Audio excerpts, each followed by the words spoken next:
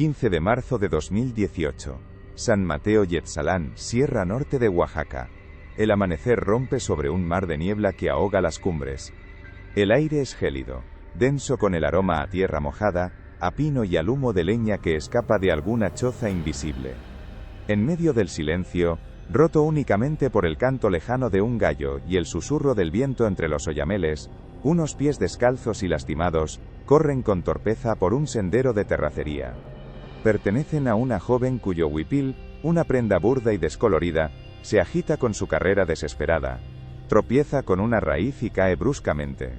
La cámara se detiene en su rostro, un lienzo de terror puro mientras mira hacia atrás, como si una bestia mitológica, y no un hombre, la persiguiera.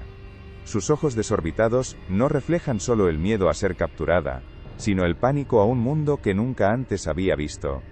En pleno siglo XXI, en el corazón de Oaxaca, cuna de civilizaciones y crisol de culturas ancestrales, existen enclaves donde el tiempo se niega a avanzar. Son feudos invisibles, regidos no por la Constitución mexicana, sino por leyes no escritas, forjadas durante generaciones en el yunque del miedo, el secretismo y una superstición asfixiante. Para las mujeres de la familia Balam, el mundo exterior, con sus coches, sus luces y sus libertades, no era más que una leyenda susurrada, un cuento para asustar a las desobedientes. Su realidad era un microcosmos de obediencia ciega a un patriarca, y a un mandato divino que nadie se atrevía a cuestionar. Su única herencia, transmitida de madre a hija como un tesoro maldito, no eran tierras ni joyas, sino el silencio. Un silencio pesado, absoluto, que lo sellaba todo.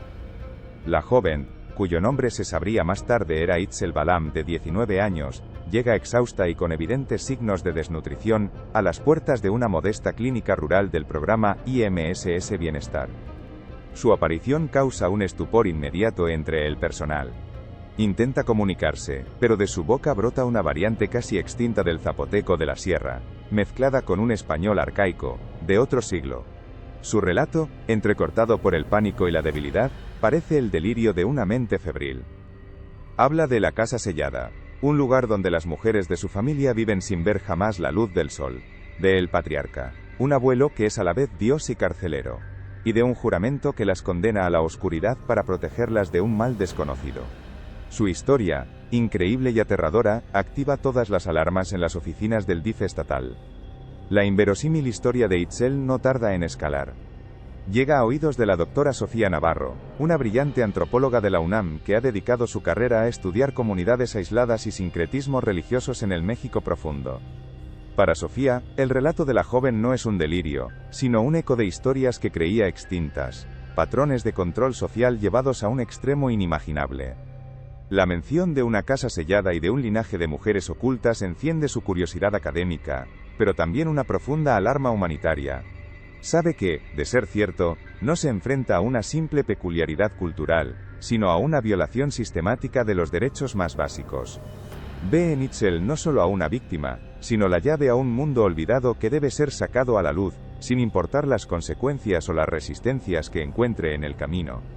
Este vídeo se adentra en la increíble y perturbadora historia real de la familia Balam. A través de testimonios, análisis de expertos y una investigación sobre el terreno, desvelaremos las capas de este misterio. ¿Por qué un hombre, el patriarca don Rutilio Balam, mantuvo a las mujeres de su propia sangre como prisioneras durante casi un siglo? ¿Qué oscuro pacto familiar o qué supuesta maldición intentaba contener con un celo tan férreo que desafiaba toda lógica y ley? Y, sobre todo, ¿qué sucede cuando un mundo sellado por el tiempo y el miedo choca de manera brutal e inevitable con la justicia del México moderno? La respuesta no solo expondrá un drama familiar, sino que también nos obligará a confrontar las contradicciones de un país donde la tradición a veces se convierte en la más cruel de las prisiones. Para entender la raíz del caso Balam, es crucial comprender el concepto de usos y costumbres, el sistema de autogobierno que rige en más de 400 municipios de Oaxaca. Este marco legal, diseñado para proteger la autonomía y la invaluable riqueza cultural de los pueblos originarios, les permite elegir a sus autoridades y resolver conflictos internos según sus propias tradiciones. Sin embargo, esta noble intención puede ser un arma de doble filo.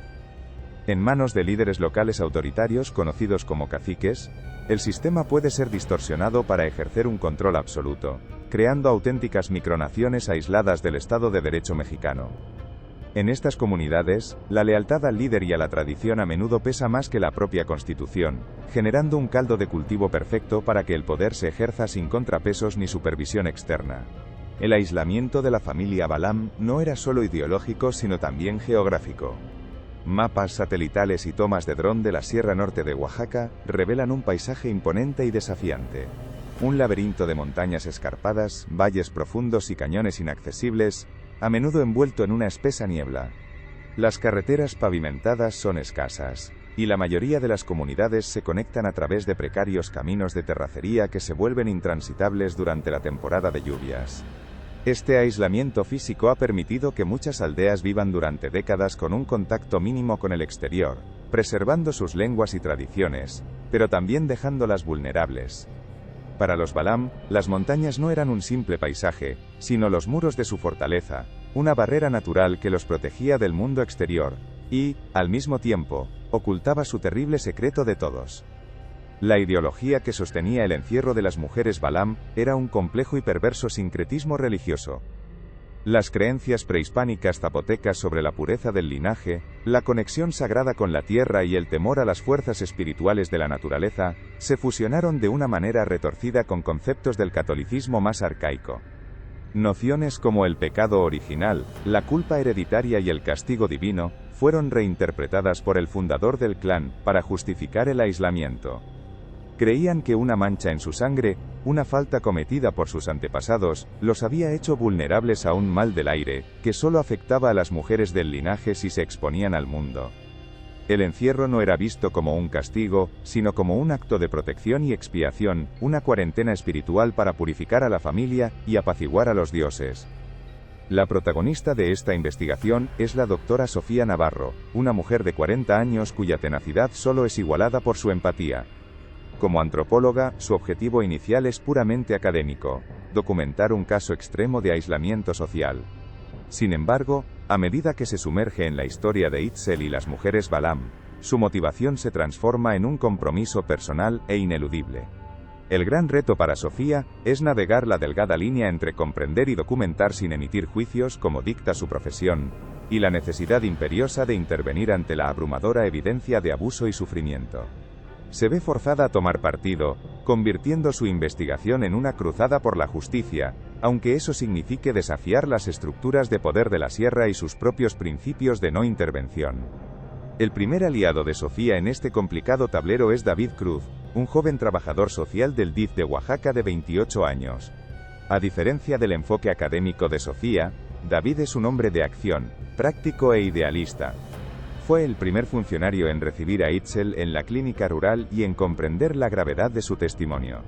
Conoce el terreno como la palma de su mano. No solo los caminos y veredas, sino también los códigos no escritos, los miedos y las lealtades que gobiernan la vida en la sierra.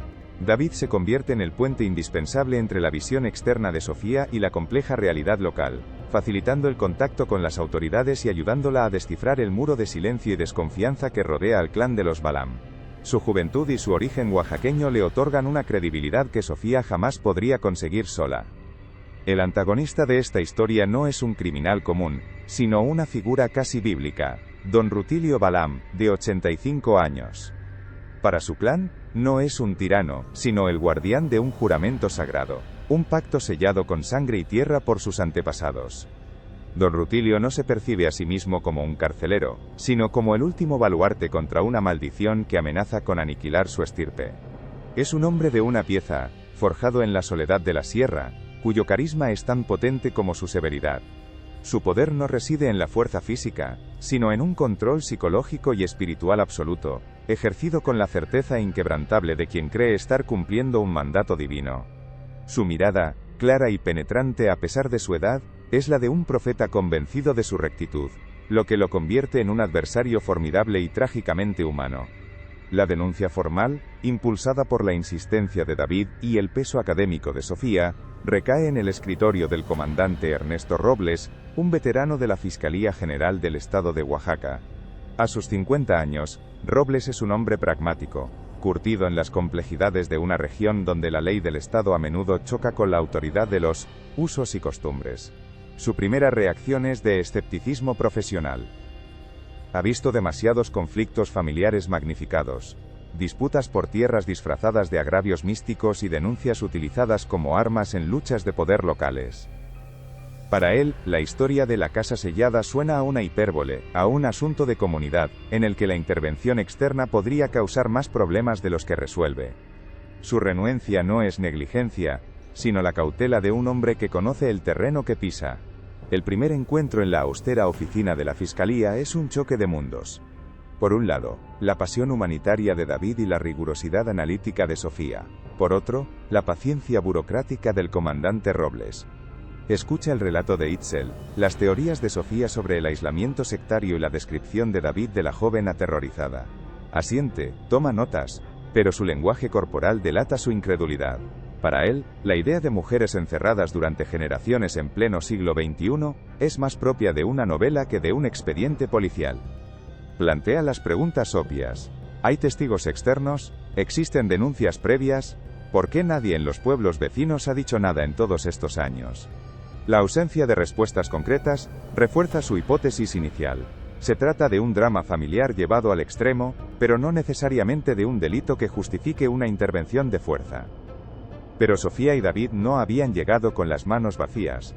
La pieza clave que presentan sobre el escritorio de Robles no es un testimonio, sino un informe médico detallado de la clínica del IMSS Bienestar. Los datos son fríos, objetivos e irrefutables.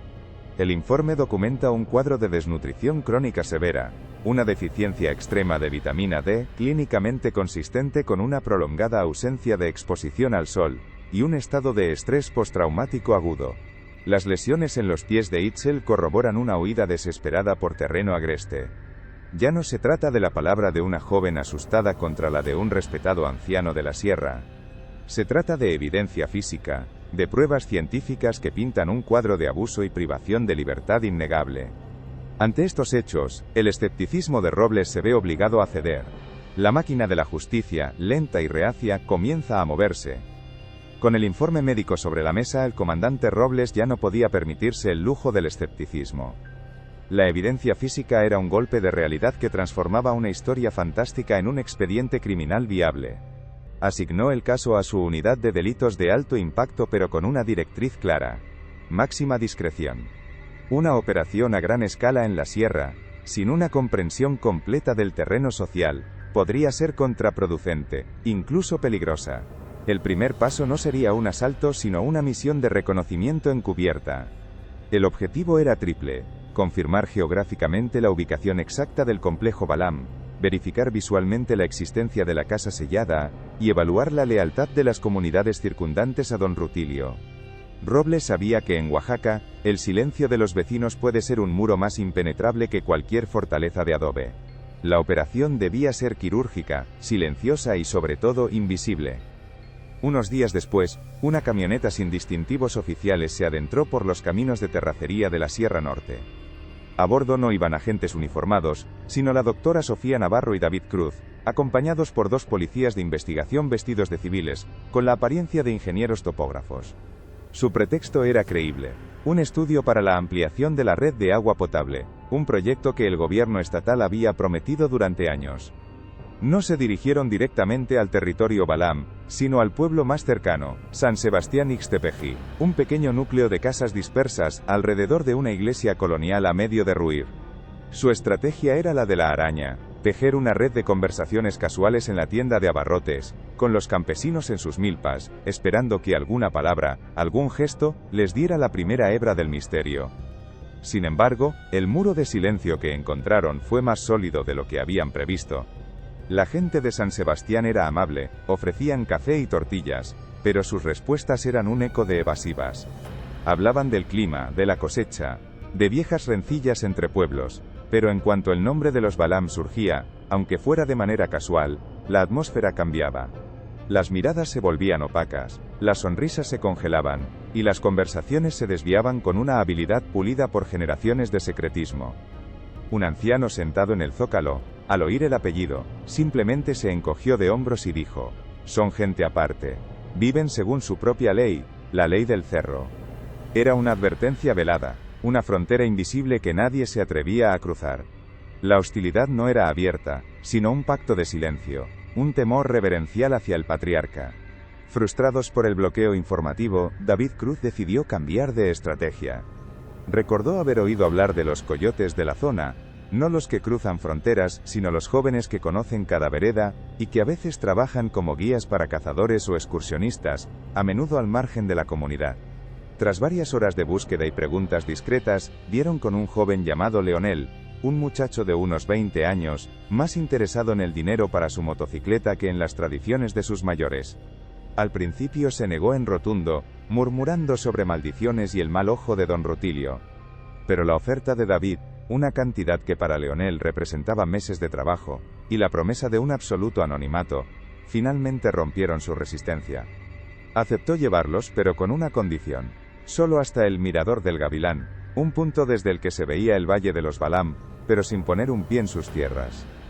Al amanecer del día siguiente, guiados por un Leonel nervioso, el equipo emprendió una caminata de 2 horas por senderos escarpados que no aparecían en ningún mapa.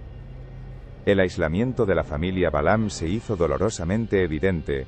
No era una elección, era una imposición de la geografía. Desde la cima del mirador, ocultos entre los pinos, usaron unos prismáticos de largo alcance. Lo que vieron les heló la sangre. Abajo, en una pequeña hondonada, estaba el complejo. Un puñado de chozas de adobe y, separada del resto, una estructura más grande, sin ventanas, con un techo de lámina oxidada, y una única puerta de madera oscura. Era la casa sellada. Durante una hora de tensa observación, vieron a 2 hombres trabajando la tierra. Y entonces, la prueba definitiva.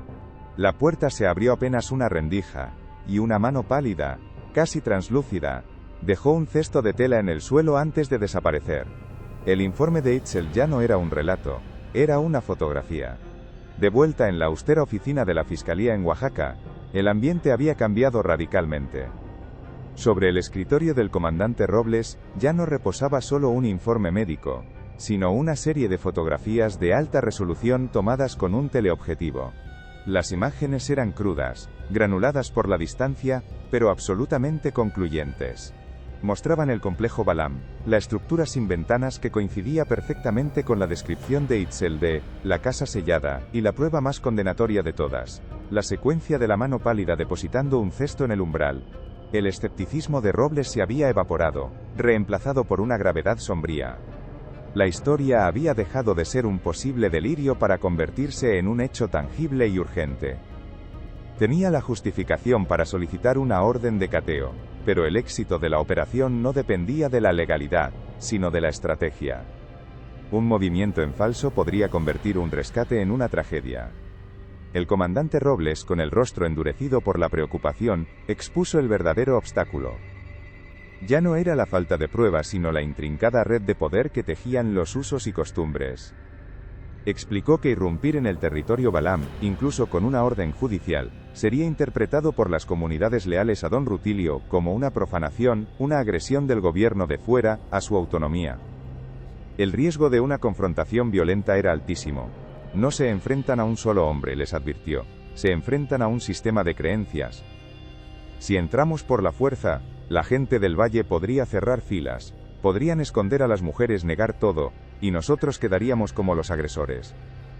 El concepto de la ley del Estado se volvía frágil, casi irrelevante, ante la ley no escrita de la sierra, una ley cimentada en el miedo, la lealtad y un profundo resentimiento hacia cualquier interferencia externa.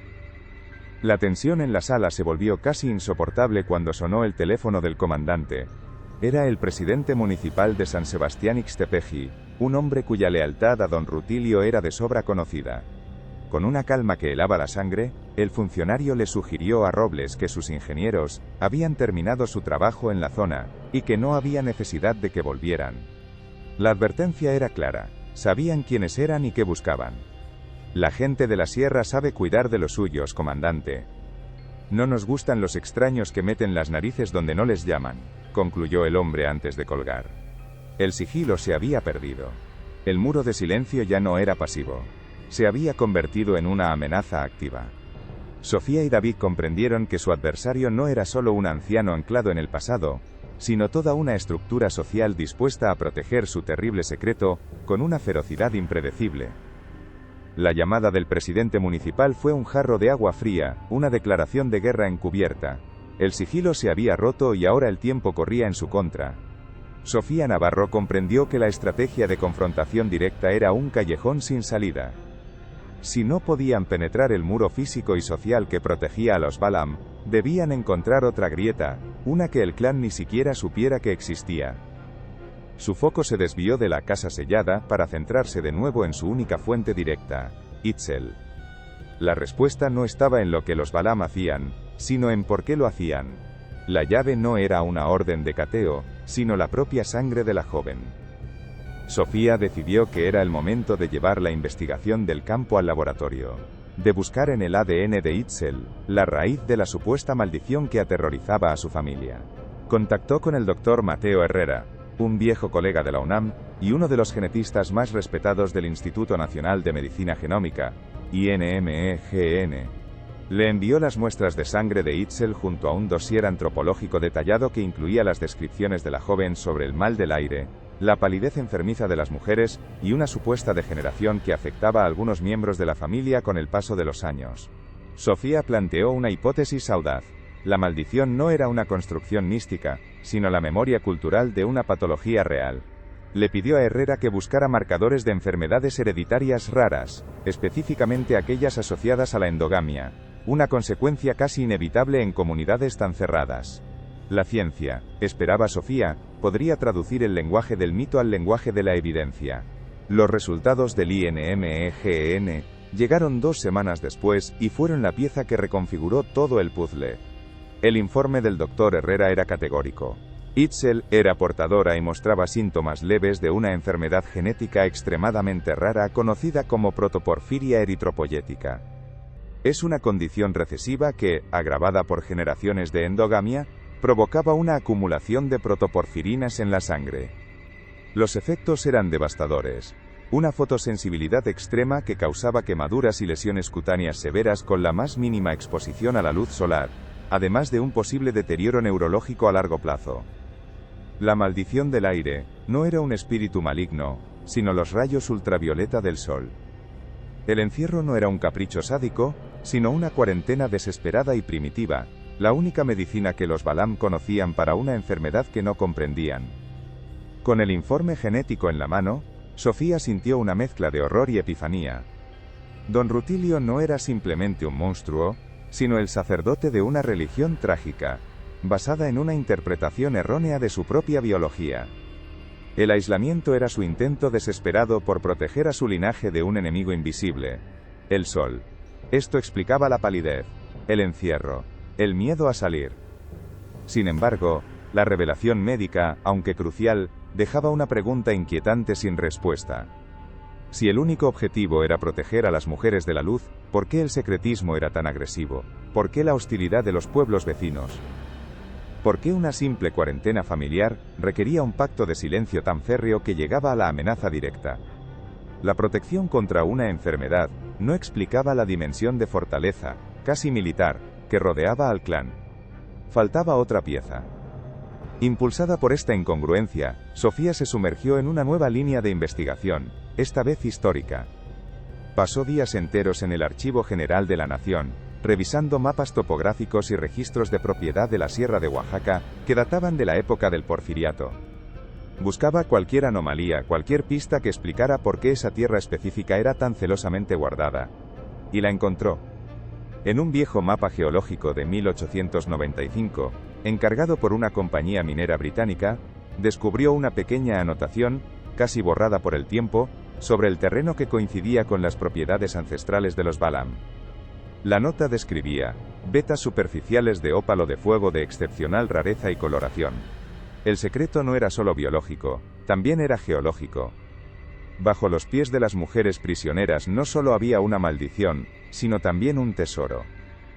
La revelación de la mina de ópalo de fuego actuó como un catalizador, fusionando las dos mitades del misterio en una verdad única y explosiva. En la oficina de la Fiscalía, Sofía Navarro colocó el viejo mapa geológico, junto al informe genético del INMEGEN. Eran las dos caras de la misma moneda, la anatomía completa del secreto Balaam. La maldición no era solo una tragedia biológica, sino también el pretexto perfecto para un aislamiento económico. El encierro protegía a las mujeres del sol, sí, pero también protegía la tierra de la codicia del mundo exterior.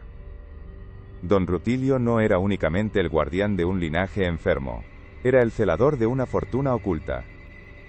El fanatismo religioso, la hostilidad de los vecinos, el pacto de silencio, todo cobraba un sentido nuevo y mucho más oscuro. La pureza de la sangre y la pureza del mineral se habían entrelazado en una única y perversa herencia. El comandante Robles observó las pruebas sobre su escritorio, su rostro reflejando la gravedad de una situación que se había vuelto exponencialmente más peligrosa. El caso había mutado.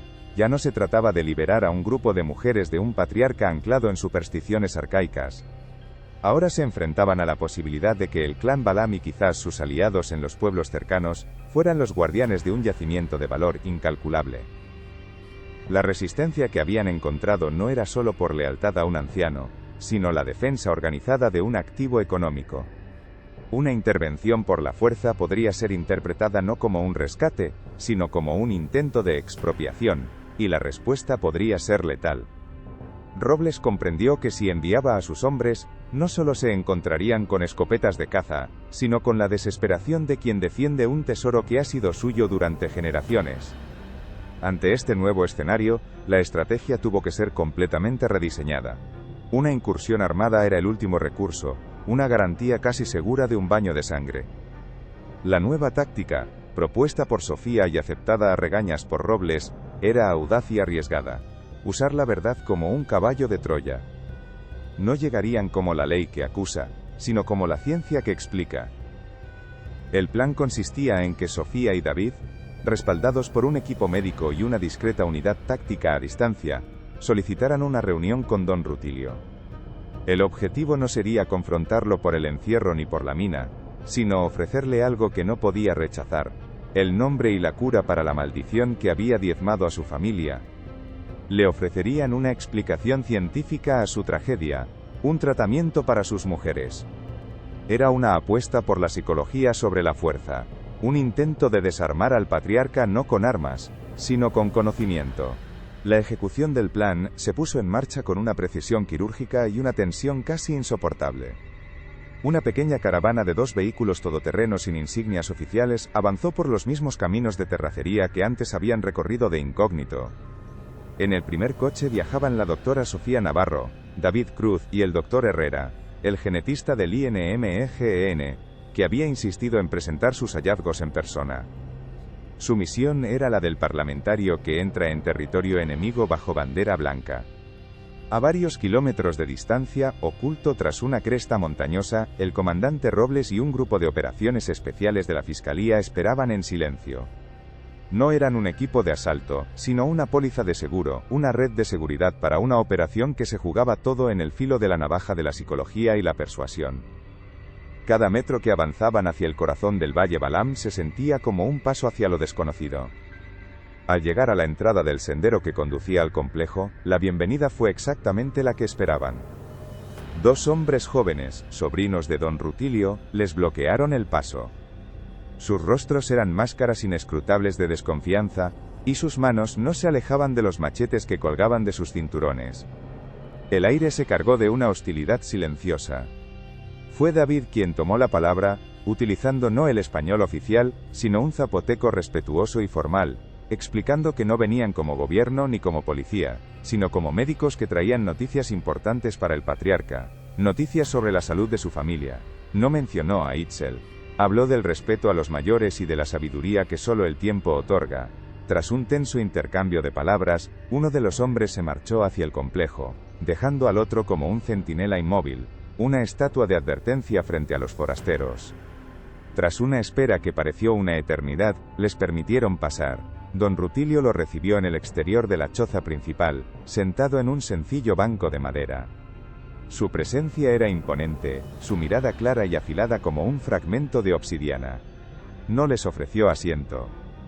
Escuchó sin interrumpir mientras la doctora Navarro, con la ayuda de David como intérprete, exponía los hallazgos. Con un respeto casi reverencial, Sofía le habló de la sangre, de la herencia genética, de la protoporfiria eritropoyética. Le explicó que la maldición tenía un nombre científico, y que el sol era su verdadero enemigo. Le habló de tratamientos, de protectores solares especiales, de una vida posible fuera de la oscuridad. Le estaba ofreciendo la absolución de la ciencia a un pecado que nunca existió. Durante toda la explicación, el rostro de don Rutilio no mostró ni una sola emoción, era un lienzo de piedra. Cuando Sofía terminó, un silencio pesado cayó sobre el valle. Don Rutilio se levantó lentamente, su figura frágil desmentida por una fuerza interior palpable. No miró a Sofía, sino al doctor Herrera, al hombre de ciencia. Y entonces, habló. Su voz, aunque temblorosa por la edad, resonó con una autoridad profética. «Ustedes vienen con palabras nuevas para un mal viejo», dijo en un español arcaico y solemne. «Creen que nombrar al diablo es vencerlo. Pero este mal no se cura con sus medicinas. Es una prueba. Y esta tierra, nuestra tierra, es la única que nos protege». Entonces, su mirada se clavó en Sofía. «Su cura es un engaño. Quieren sacar a mis mujeres, no para sanarlas, sino para dejar la tierra indefensa. Para que otros vengan a robar lo que la montaña guarda». La misión había fracasado. Rutilio no solo había rechazado la ciencia, la había integrado en su mitología como la tentación final. La puerta de la razón se había cerrado para siempre. El rechazo de don Rutilio fue una declaración de guerra. El comandante Robles, escuchando el desenlace por radio, supo que la ventana para la diplomacia se había cerrado de golpe. La única opción que quedaba era la fuerza de la ley. Al día siguiente, la caravana que se adentró en el Valle Balam no era discreta. Vehículos oficiales de la Fiscalía y del DIF, con personal uniformado, avanzaron sin sigilo, levantando una nube de polvo que anunciaba el fin de una era. Al llegar al complejo, don Rutilio los esperaba de pie, solo, con la misma calma helada del día anterior. No opuso resistencia física cuando Robles le leyó sus derechos y le mostró la orden de arresto por privación ilegal de la libertad y trata de personas. El patriarca simplemente asintió como quien acepta un destino inevitable, y entonces, ignorando a los agentes, se giró hacia la casa sellada y emitió una orden en zapoteco. La puerta se abrió. Las mujeres emergieron lentamente, una procesión de figuras pálidas y frágiles, parpadeando ante una luz que para ellas era una agresión. Se agruparon detrás de su líder, formando un muro humano de miedo y obediencia. Don Rutilio no se dirigió a los oficiales, sino a ellas. Su voz, en el zapoteco más profundo, resonó en el valle no como una defensa, sino como una última y aterradora profecía. Les habló del pacto de sangre con la tierra, del juramento de sus ancestros para proteger el linaje del sol devorador. Señaló a los forasteros como los engañadores, los que venían con promesas de luz para arrastrarlas a una muerte agónica, una disolución de la carne y el espíritu. Fuera de esta tierra no hay vida, solo hay castigo, sentenció, su mirada barriendo a cada una de ellas, reforzando las cadenas invisibles forjadas durante casi un siglo. Fue entonces cuando una figura se separó del grupo de los oficiales, era Itzel. Había regresado no como víctima, sino como la llave para su liberación. Se detuvo frente a su abuelo, su mirada firme desafiando la del patriarca. Y entonces, se dirigió a las mujeres, no en el zapoteco de la condena, sino en un español titubeante, el idioma de la libertad que apenas empezaba a conocer. Les habló del sol no como un enemigo sino como un calor que podía ser amigo. Les mostró sus propios brazos, su piel que había sentido el mundo exterior y no se había deshecho. En un acto que rompió el hechizo, tomó la mano de su hermana menor y la jaló suavemente hacia ella, cruzando una línea invisible. Ese gesto, esa simple conexión, fue la grieta por la que se coló la esperanza. Una a una, las mujeres dudaron, miraron a Rutilio y luego a Itzel, y empezaron a caminar. El silencio de don Rutilio fue el sonido de su derrota. El destino de don Rutilio Balam quedó sellado en un juzgado de la ciudad de Oaxaca, un mundo ajeno de formalidades y leyes escritas que él nunca reconoció como suyas. fue sentenciado a 47 años de prisión por los delitos de privación ilegal de la libertad agravada, trata de personas en su modalidad de trabajos forzados y violencia familiar. Jamás mostró arrepentimiento. Hasta el final, su silencio fue el de un mártir convencido de su causa. Para las mujeres Balam, el veredicto fue apenas el inicio de un camino mucho más incierto. Reubicadas en un refugio del DIF, su adaptación al siglo XXI fue un proceso doloroso y abrumador. La luz eléctrica, el ruido del tráfico, los sabores de alimentos procesados, todo era una agresión a sus sentidos. Aprender a leer y escribir era descifrar un código alienígena. Estaban libres pero habían perdido el único mundo que conocían, una jaula que, a su retorcida manera, también había sido un hogar.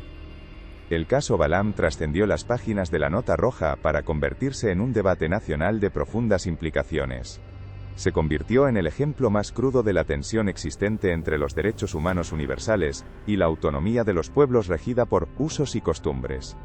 Intelectuales, políticos y activistas se enzarzaron en una discusión sobre dónde trazar la línea, sobre cómo proteger la riqueza cultural sin permitir que se convierta en un escudo para la atrocidad. La doctora Sofía Navarro publicó un libro, La herencia del silencio, que se volvió una lectura obligada en facultades de antropología y derecho, forzando una revisión crítica de las políticas públicas. La mina de ópalo, por su parte, fue declarada propiedad de la nación, desatando una nueva y compleja batalla legal entre el gobierno federal y las comunidades de la sierra, que ahora reclamaban como suyo el tesoro que Rutilio había protegido con tanto celo. La historia de las mujeres Balam es, en última instancia, un testimonio sobre la asombrosa resiliencia del espíritu humano, pero también una advertencia. Su libertad no fue un final feliz de cuento, sino el comienzo de una lucha por construir una identidad propia a partir de los fragmentos de una vida rota. La curación de sus cuerpos, aquejados por la enfermedad genética y la desnutrición, fue lenta. La de sus mentes, un laberinto de traumas y miedos ancestrales que quizás nunca desaparezcan del todo. Su historia nos obliga a mirar hacia esos Méxicos ocultos que coexisten con nuestra modernidad, recordándonos que el silencio, a menudo, no es paz, sino el sonido de un sufrimiento ignorado. Si el coraje de Itzel y la lucha de su familia te han conmovido, suscríbete y activa las notificaciones. En nuestro próximo vídeo, exploraremos otro caso igual de impactante, donde la justicia lucha por abrirse paso en los rincones más olvidados del país.